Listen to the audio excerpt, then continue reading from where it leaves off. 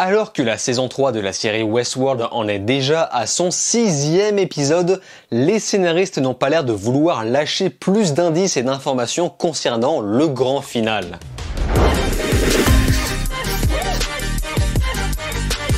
Salut à tous, c'est Vince alias Amir Game et on se retrouve une fois de plus pour vous parler de la série Westworld, la saison 3, cette fois-ci sur l'épisode 6. Et bonne nouvelle, au lieu de rediriger les nouveaux arrivants sur mes vidéos précédentes une par une, j'ai carrément créé une nouvelle playlist consacrée à mes vidéos sur la série Westworld. Et je vous mets évidemment le lien en fiche dans une annotation. Vous retrouverez une critique globale sur la série et évidemment une analyse consacrée à chaque épisode. Mais trêve de blabla, parlons maintenant de l'épisode 6 de la saison 3. Celui-ci sera cette fois-ci divisé en 3 arcs narratifs. Tout d'abord, nous allons remettre en scène Maeve, puis William, et enfin, Serac et Charlotte. Et c'est à nouveau dans la simulation de guerre que nous retrouvons Maeve. Simulation qui nous donnera l'opportunité d'assister à une nouvelle scène de combat. D'ailleurs, j'ai constaté que cette série propose beaucoup de girl power. Une girl power qui me semble beaucoup plus maîtrisée que, par exemple, je ne sais pas, Birds of Prey. Et ce qu'on peut remarquer lorsque Maeve se retrouve une nouvelle fois coincée dans cette simulation de guerre, ou du moins simulation d'une deuxième entreprise de l'os, tous les événements qu'a vécu Maeve malgré la surchauffe qu'elle a provoquée à la fin du 2e épisode, si je me trompe pas, tous les événements ont malgré tout été sauvegardés. Et Lee Sizemore en est la preuve puisqu'il est de retour avec exactement la même mémoire. Et d'après celle-ci, Serac a l'air d'avoir tenu sa promesse, ou du moins un début de promesse puisque évidemment celle-ci n'a pas encore retrouvé sa fille. Celle-ci va pouvoir retransmettre la mémoire d'origine d'Hector dans la simulation. Et ça peut être un compromis parfait puisque de une, celle-ci est amoureuse de lui, faut le dire ce qui est, et de deux, Hector va pouvoir aider Maeve dans l'accomplissement de sa quête, celui de capturer Dolores. Mais ce n'est pas tout, Enguerrand Serac va donc reconnecter ce qui restait de la perle de Connells. Je n'ai pas arrêté de me tromper la semaine dernière, j'ai confondu Connells et Collins, je m'en excuse. Connells, il s'agit bien de Connells. Et ce procédé va permettre à Maeve de pouvoir en savoir plus sur les intentions de Dolores. Et donc, petite astuce, la copie de Dolores retrouvée dans la simulation n'est en fait pas représentée par Connells lui-même, mais par la vraie Dolores. La Dolores nue, avec les seins cachés par les cheveux de la même manière que la petite sirène. C'est plutôt cute, on va le dire. Malheureusement, ce rapide échange ne va pas faire plus avancer les choses. Et surprise, sans en être vraiment une, puisque d'autres dans les commentaires ont su le remarquer, William est de retour dans ce fameux centre, cette espèce d'asile, plus misanthrope que jamais. Et une misanthropie que j'ai tendance à partager lorsque je ne vais pas forcément bien. Et tout cet arc narratif consacré à William va nous donner quelques indices supplémentaires sur les flashbacks de Caleb. En effet, William va donc subir apparemment le même traitement que ce dernier. Implant dans le palais et simulation forcée avec des espèces de lunettes, enfin exactement la même pièce qu'on peut apercevoir lors du flashback de Caleb. Et la vision forcée qu'on lui infligera sera une sorte de alcoolique anonyme, du moins alcoolique anonyme avec plusieurs versions de William, les versions qui représentent chaque étape de sa vie. Son enfance, sa version adulte, sa version vieux et sa version asile. Du moins plusieurs versions vieux. Homme en noir, asile, costard. Toutes ces différentes versions de William vont donc se remettre en question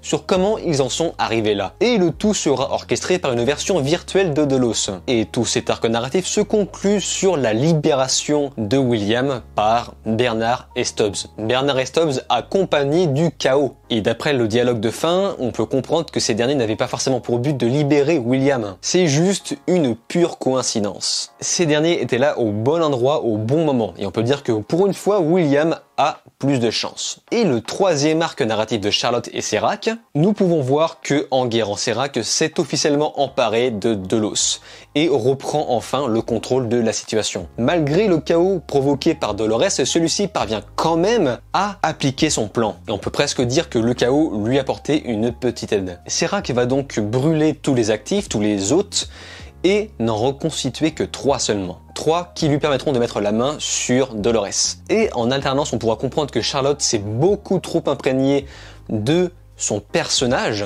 peut-être même beaucoup trop, ce qui ouvrira une faille sur Enguerrand. Et oui, Enguerrand va donc comprendre la supercherie et s'apercevoir que Charlotte n'est en fait pas celle que tout le monde pense. Il comprend immédiatement que celle-ci est une copie de Dolores. Et si vous voulez mon avis, je pense qu'il a déjà aperçu bien avant, comme je vous le disais lors de quelques vidéos précédentes. Et il le comprend justement à cause des émotions beaucoup plus décuplées de Charlotte. La Charlotte originale n'était pas empathique à ce point, surtout pas envers sa famille. Et on va y revenir sur ça. Et alors que Charlotte tente de s'enfuir, deux camps sont définitivement bien scindés en deux. Celui de Serac et Maeve et celui des copies de Dolores. C'est pourquoi Charlotte détruit les perles restantes gardées par Serac, qui vont lui être utiles plus tard pour retrouver Dolores. Donc comme je le disais, il s'agit de Maeve, Hector et un invité mystère. Charlotte détruit donc définitivement Hector, celui-ci meurt pour de bon, mais prise par le temps s'échappe et dupé par Serac,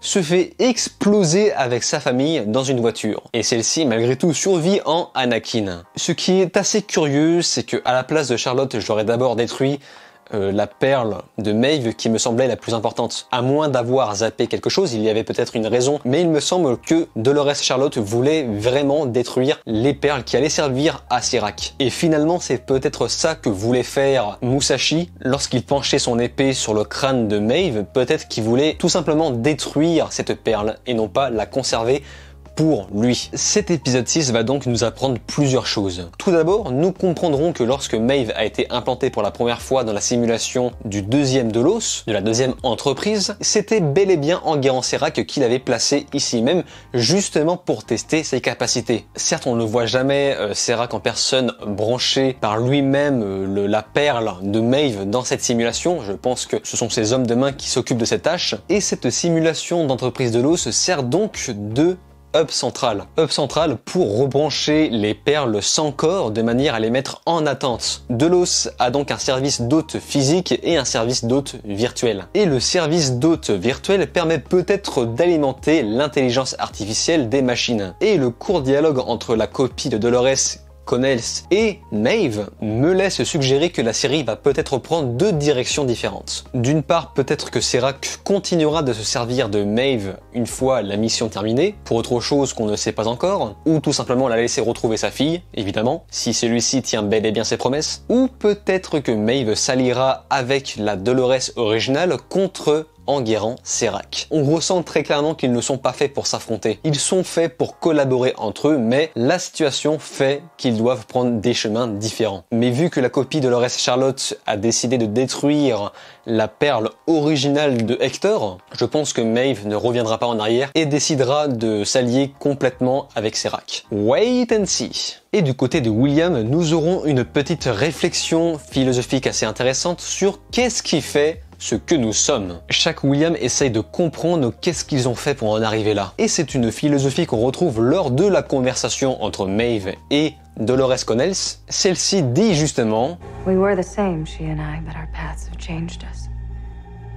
On nous fait comprendre très clairement que même si on est à l'origine une copie de quelque chose, si on est réel ou pas, peu importe, quoi qu'il arrive, ce sont nos choix et nos cheminements qui feront la personne qu'on est actuellement. Les multiples copies de Dolores seront donc très différentes et uniques. Et nous pouvons voir également la reconstitution des différents corps. Alors pendant un moment, je n'ai pas très bien compris, je pensais que Charlotte reconstituait un corps pour elle ou pour une autre perle. En vérité, les corps qui se reconstituent dans cet épisode sont tout simplement la fameuse commande ou les commandes de Serac. Les trois corps à reconstituer pour Serac. Donc nous avons bien évidemment Maeve, puis Hector, avant que Charlotte ne détruise la perle de ce dernier, et l'invité mystère. L'épisode nous montre clairement le troisième corps en fabrication, mais nous cache le résultat final. Comme je le disais, ces corps reconstitués vont donc servir Maeve pour la quête de la retrouvaille de Dolores, dans le simple but de servir Enguerrand Serac. Donc si un de ces trois corps reconstitués devait être Hector, c'est tout simplement parce que Maeve a demandé à ce qu'on reconstitue des proches à elle pour l'aider dans sa quête. Alors ce troisième hôte caché est donc forcément un proche de Maeve. Mais qui ?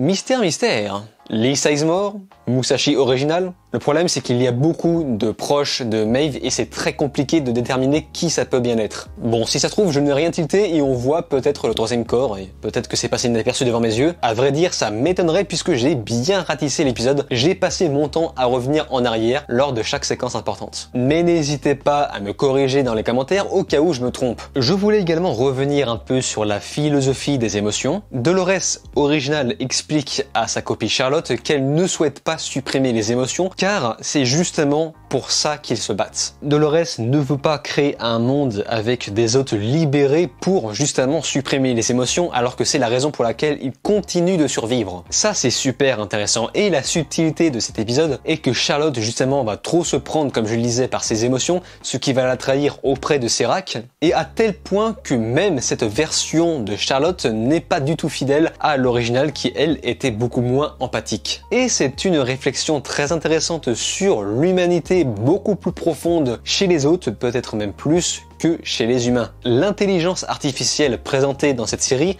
est en train de devenir plus humain qu'un humain. J'ai également remarqué un détail qui m'a fait bondir de ma chaise en me disant « Ah, ça y est, une de mes théories est en train de s'accomplir ». La fameuse théorie sur le fait que Serac n'existe pas ou n'existe plus. Le fait que ce dernier soit finalement une icône fantomatique qui représente Rehoboam, icône qui reprend les traits du Serac qui a vraiment existé et qui a créé Rehoboam. Je dis ça tout simplement car on nous montre plusieurs fois dans la série que celui-ci n'est pas matérialisé de manière physique. On le voit très souvent présenté sous forme d'hologramme et disparaître. La réalisation a besoin de nous montrer que ce personnage disparaît en hologramme pour bien nous préciser qu'il n'est pas physique à tel moment. Mais même si j'aimerais bien que cette théorie se confirme, de manière à alimenter mon ego, cette théorie qui semblait prendre forme dans l'épisode 6 où Charlotte empoisonne tout le monde dans une pièce et Serac ne meurt pas car il n'est pas physique, sur le plan d'après ça s'annule car on le voit retirer un espèce d'appareil qui permettait justement de se matérialiser en hologramme dans une autre pièce. Seulement, normalement pour voir ce genre d'hologramme, tout le monde est obligé de porter des lunettes. La série a été très claire sur ses propres règles. Pour voir un hologramme, il faut soit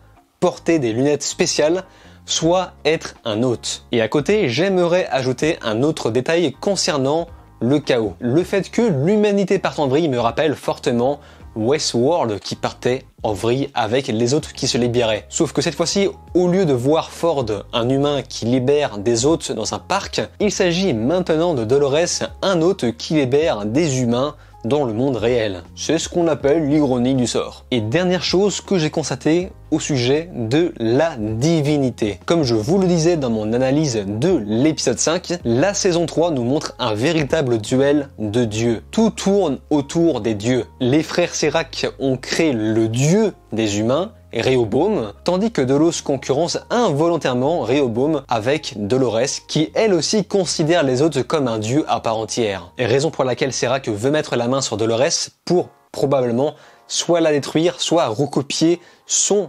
architecture de manière à compléter la forme parfaite de Rehoboam. Créer un dieu parfait qui veille sur les humains ou plutôt qui décide comment ces derniers doivent agir. Alors que Dolores est une version beaucoup plus libérée. C'est donc une cassure qu'on crée dans la série pour les spectateurs. De la même manière que la fameuse théorie de Game of Thrones, Varys versus Littlefinger. Cette division permettait de créer deux teams différentes pour les spectateurs. Que ce soit Varys ou Littlefinger, ces derniers voulaient conquérir Westeros d'une manière ou d'une autre. Et ce, à leur façon. Et c'est ce que reproduit HBO dans la série Westworld. Les spectateurs devront donc choisir leur propre team, leur propre dieu. Choisissez-vous la divinité de Serac ou la divinité de Dolores? En ce qui me concerne, je suis du côté de personne. Pour moi, la série propose une autre alternative, Bernard. Bernard est ni pour l'un ni pour l'autre. Il souhaite se débarrasser de n'importe quelle forme de dieu. Et c'est plus cette troisième team dans la bataille que je rejoins. Dites-moi donc dans les commentaires dans quel camp vous faites partie. J'ai revu la semaine dernière l'épisode 5 de manière à voir si je n'ai pas raté quelques détails et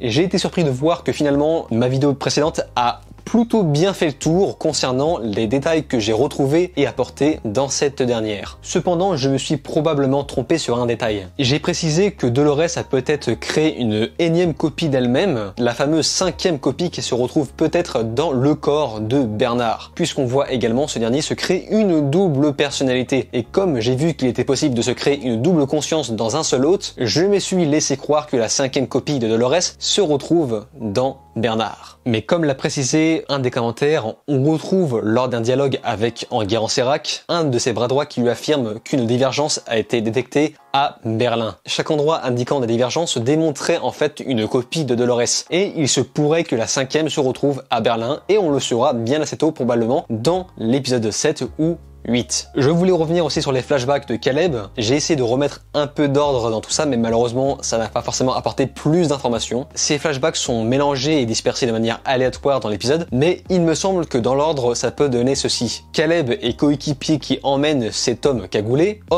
sur une chaise, homme cagoulé démasqué, toujours attaché, puis Caleb retrouve son pote mort, et enfin Caleb se retrouve enfermé et potentiellement changé dans ce fameux centre. Le fameux centre qui appartient probablement au frère Serac. Autre chose que je pourrais apporter, un petit doute sur le fait que Caleb dit souvent qu'il a fait son service dans l'armée. Pourtant, les flashbacks qu'on nous montre nous ressemblent absolument pas à l'armée. Caleb, dans ses souvenirs, a plutôt l'air d'un genre de mercenaire. Donc, si vous avez des idées par rapport à ça, n'hésitez pas à les développer dans les commentaires. Et maintenant, nous allons enfin pouvoir passer à la partie commentaires. Vous avez été encore plus nombreux à commenter sur cette dernière vidéo, avec des pavés encore plus gros. J'ai donc eu beaucoup de mal à bien condenser tout ça. D'ailleurs, je m'excuse si je ne détaille pas tout. Je commence avec Sandrine Payen et Atem Anana. Ces derniers certifient le fait que les flashbacks de Caleb se retrouvent bel et bien chez Serac, comme je le disais tout à l'heure. Peut-être que Caleb était à la base un genre d'humain sur lequel les frères Serac faisaient des tests, enfin les frères plutôt Enguerrand,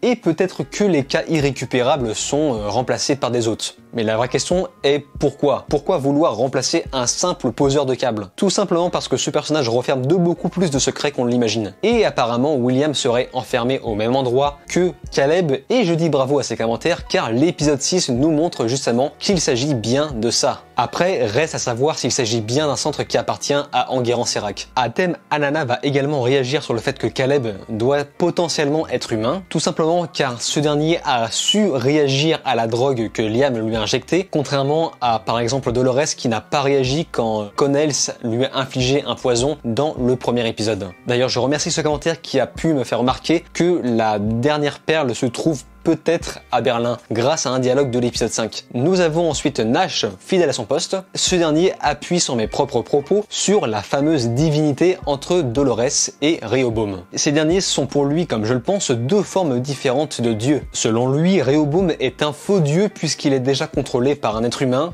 Enguerrand Serac, à côté de Dolores qui, elle, se considère elle-même comme un véritable dieu. Et c'est la raison pour laquelle Serac souhaite mettre la main sur cette dernière de manière à compléter, comme je le disais tout à l'heure, le programme Rehoboam. Il ajoute aussi que là où Enguerrand voit le chaos, Dolores, elle, voit la liberté. Mais il me contredit sur le fait qu'il ne pense pas que Enguerrand Serac compte trahir par la suite Maeve, car leurs intérêts coïncident. Il n'y a vraiment absolument aucune raison que Serac trahisse cette dernière. Et ce à quoi je réponds que c'est vrai, il n'y a aucune raison, mais pour le coup c'est juste mon intuition qui parle. J'ai beaucoup de mal à croire qu'un personnage qui tue de sang-froid une personne, qui manipule les gens comme bon le semble, qui agit sans arrêt de manière extrémiste, de manière à arriver à ses fins, j'ai beaucoup de mal à croire que quelqu'un comme ça puisse tenir des promesses aussi bidons que de rebrancher Maeve dans un système de codage pour retrouver sa fille. Je pense qu'il s'en cogne complètement, et qu'il ne se donnera même pas la peine de rebrancher Maeve. Mais ça pour le coup c'est totalement subjectif. Et Nash a donc compris grâce juste avec l'épisode 5 que les différentes copies changent en fonction